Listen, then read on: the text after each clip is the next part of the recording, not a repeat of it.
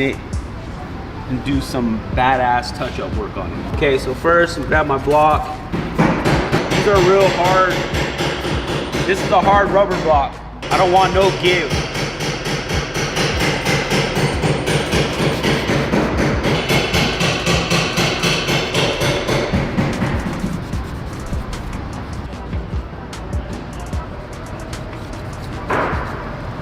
So 800 grit sandpaper. I know it sounds really aggressive, but I want my paint to grab on. Cool. All right, so I'm gonna go and grab some paint. This color is really tricky because it's really high metallic, this blue.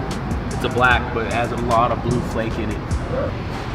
These edges are really scary. Okay, so now I'm gonna go grab some waxing grease, wipe it down, and make my paint. You can see